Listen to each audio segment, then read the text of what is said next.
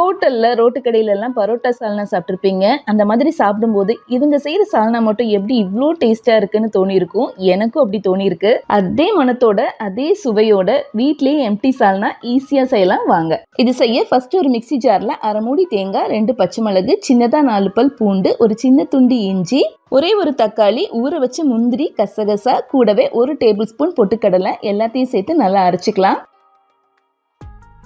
அடுத்து ஒரு குக்கர் பேன்ல எண்ணெய் விட்டு பட்டை, கிராம்பு, ஏலக்காவோட நட்சத்திர சோம்பு, கல்பாசி, பிரியாணி எல்லாம் சேர்த்து தாளிச்சு விட்டதுக்கு அப்புறமா ஒரு பெரிய வெங்காயம், 10 போல சின்ன வெங்காயம் 2 சேர்த்து வதக்கிட்டு, இது வதங்கிட்டு இருக்கும் போதே கொஞ்சமா கருவேப்பிலையும் சேர்த்து நல்லா வதங்கினதுக்கு அப்புறமா கொஞ்சமா மல்லி, புதினா சேர்த்து 1 நிமிஷம் போல வதக்கிக்கணும். நெக்ஸ்ட் இதில் 1/4 டீஸ்பூன் மஞ்சத்தூள், 1/2 டீஸ்பூன் மிளகாய்த்தூள், கூடவே 1/2 டீஸ்பூன் போல் மல்லித்தூள், சீரகத்தூள், கடைசியாக 1 டீஸ்பூன் சிக்கன் மசாலா அல்லது கறி மசாலா சேர்த்து நல்லா கலந்துட்டு 1-2 நிமிஷம் கழித்து அடுத்து நம்ம அரைச்ச தேங்காய் பேஸ்ட்டையும் சேர்த்து 6-7 நிமிஷம் பச்சை வாசனை போகிற வரைக்கும் வதக்கிட்டு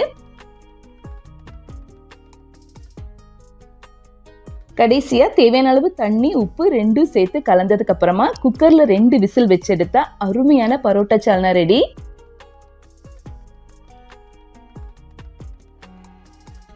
குக்கரை திறந்ததும் அப்படியே வீடே மணக்கும். இந்த சால்னாவை ஒரு தடவை செஞ்சீங்கன்னா மறுபடியும் வீட்டில் எல்லாரும் செய்ய சொல்லுவாங்க.